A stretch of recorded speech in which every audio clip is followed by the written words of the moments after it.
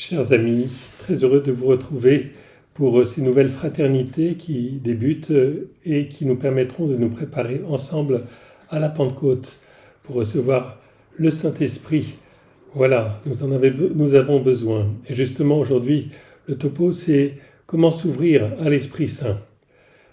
Notre foi est une relation à Dieu, c'est une relation vivante avec Dieu, une relation intime et personnelle que nous recherchons. Jésus nous parle de venir à lui, d'avoir cette relation vivante avec lui qui est ressuscité. Le Maître est là et il t'appelle, dit Marthe à sa sœur Marie. Venez à moi, suivez-moi, dit Jésus, demeurez en moi. À travers la vie de Jésus, nous apprenons à connaître aussi Dieu notre Père et avoir une relation vraie et filiale avec lui. Quand vous priez, dites notre Père, nous apprend Jésus. Le Père nous donne l'Esprit Saint sans mesure. Souvenez-vous de Saint Pierre après la Pentecôte.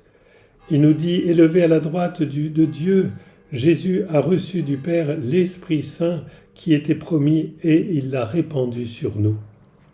En effet, sans le Saint-Esprit, il nous est absolument impossible d'entrer en relation avec Jésus et avec Dieu le Père.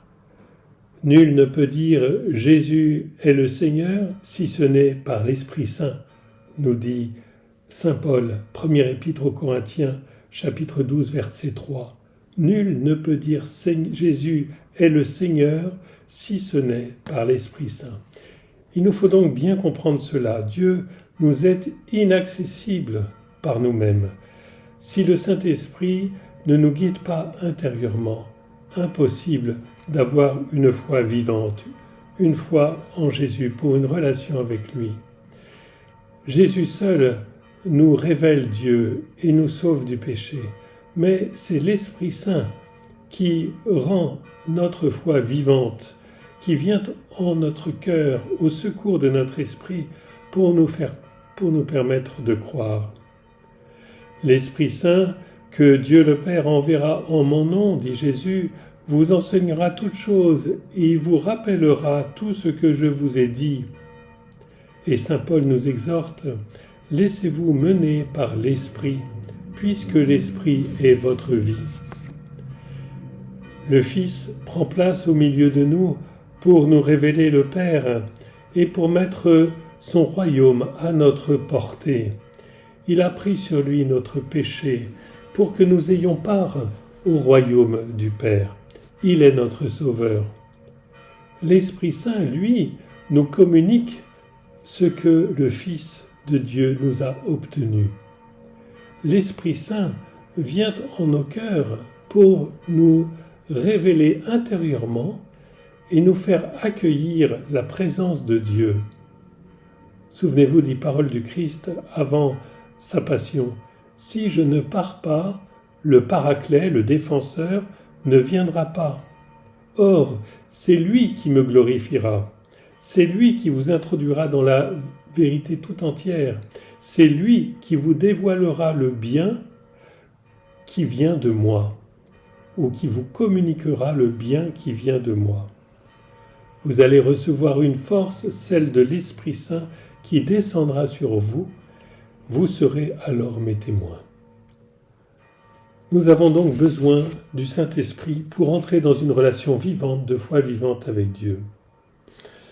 Souvenez-vous que tant que la Pentecôte n'avait pas eu lieu, les apôtres n'arrivent pas à s'approprier les fruits de la résurrection.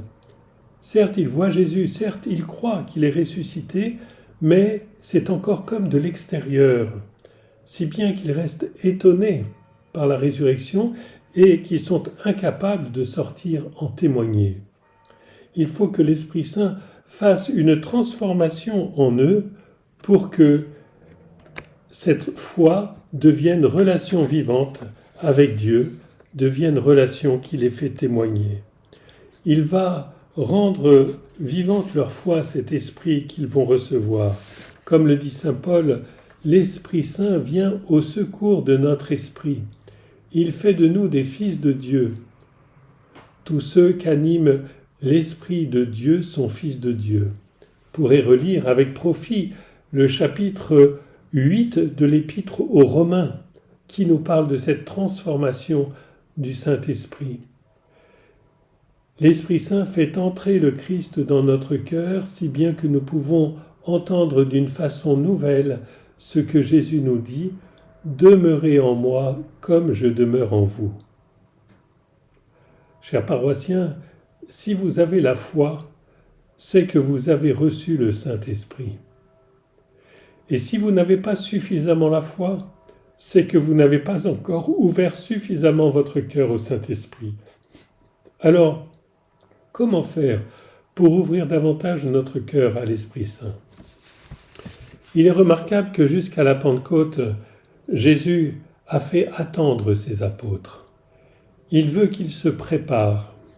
Il veut qu'ils désirent l'Esprit Saint. Demeurez ici jusqu'à ce que vous receviez la force d'en haut. L'Esprit Saint ne peut pas venir si nous n'ouvrons pas la porte volontairement, la porte de notre cœur. L'Esprit Saint est un esprit de liberté. Il ne force pas la porte. C'est à nous d'ouvrir cette porte. Si nous entrouvons la porte, l'Esprit Saint, qui est un souffle vivant, va se faufiler et passer par la petite ouverture que nous ferons. Si nous ouvrons grand la porte, il soufflera bien fort et envahira notre cœur. Il est comme un feu qui veut se propager en nous, à condition que nous lui ouvrions cette porte, que nous le laissions agir. Plusieurs choses vont nous permettre d'ouvrir la porte au Saint-Esprit. La première, comme je l'ai évoqué, c'est notre désir. Notre désir d'avoir une foi vivante, une relation vraie avec Dieu. Notre désir d'entrer en relation avec le Père et avec son Fils Jésus-Christ. L'Esprit et l'Épouse disent « Viens », que celui qui entend dise « Viens », et que l'homme assoiffé approche, que l'homme de désir reçoive l'eau de la vie gratuitement. Apocalypse 22, 17. Jésus nous dit « Demandez et vous recevrez, cherchez et vous trouverez, frappez, on vous ouvrira.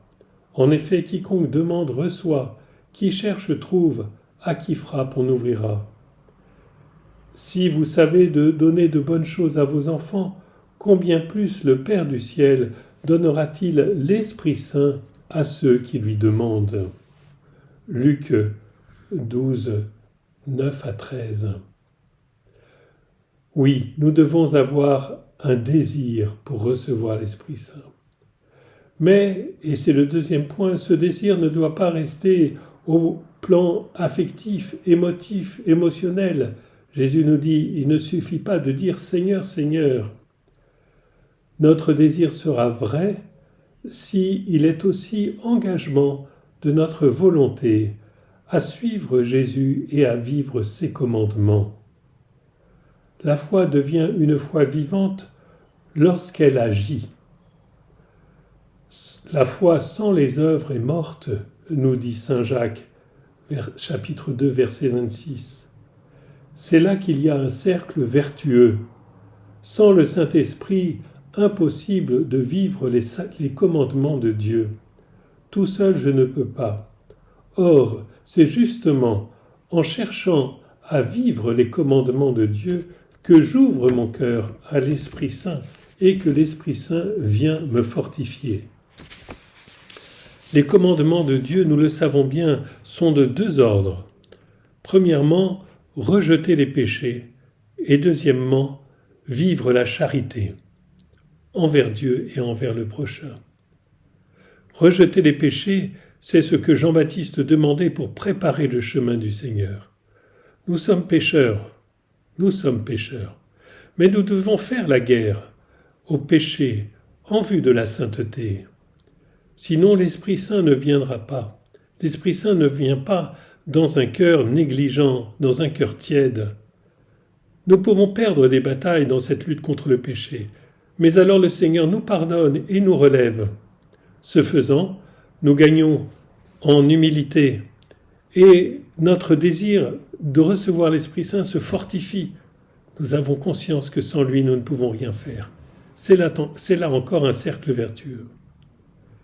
Il y a ensuite le commandement de l'amour. Aimer Dieu et son prochain. L'amour de Dieu et du prochain, c'est-à-dire la charité.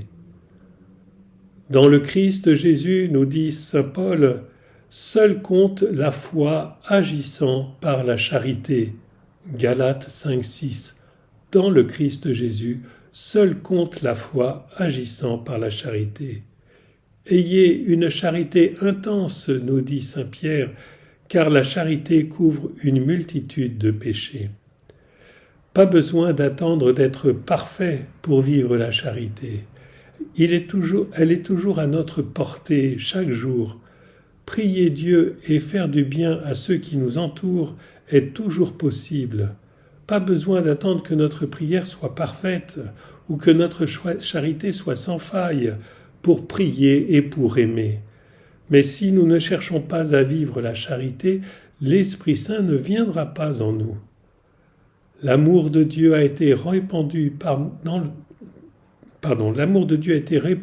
en nos cœurs par le Saint-Esprit qui nous a été donné.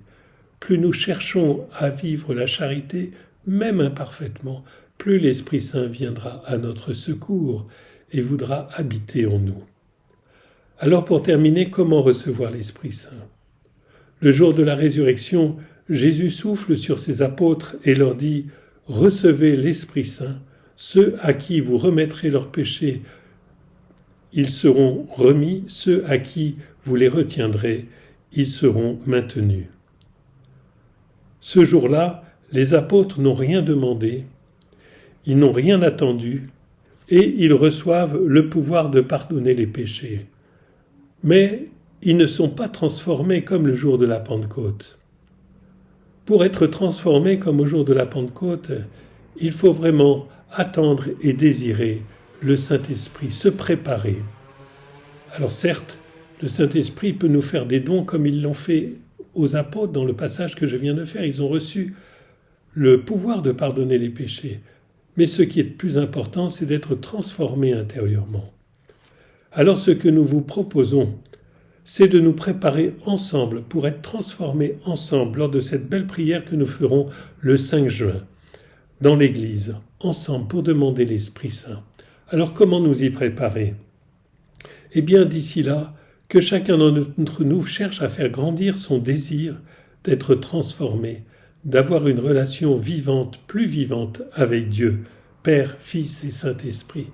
Pour cela, vous pourrez reprendre la lecture de certains passages.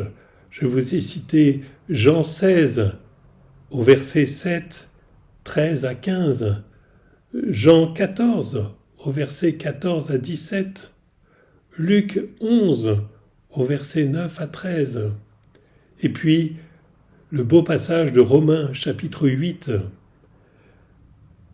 Nous chercherons aussi pendant ces jours qui nous préparent la Pentecôte de lutter contre nos péchés mignons, nos petites habitudes mauvaises que nous avons prises. Ne nous lassons pas de lutter contre ce péché et si nous n'y arrivons pas, eh bien, nous demandons pardon à Dieu, nous recevons le sacrement du pardon. Et puis enfin, cherchons toutes les occasions pour agir au nom du Seigneur, pour agir par charité, pour agir humblement, pour rendre service, les petits sourires, les petits gestes de chaque jour, les petits moments de patience, vous le connaissez mieux que moi. Tous ces actes de charité, si nous cherchons à les vivre sincèrement, nous aideront à nous approcher de Dieu. Et en tout cela, n'ayons pas peur de nos échecs, car nos échecs nous font pressentir et désirer l'Esprit Saint.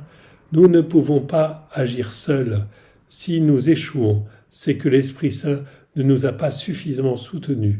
Alors demandons l'Esprit Saint, préparons-nous ensemble. Bon temps de partage, bonne fin de fraternité et bon chemin vers ce temps de Pentecôte. À bientôt.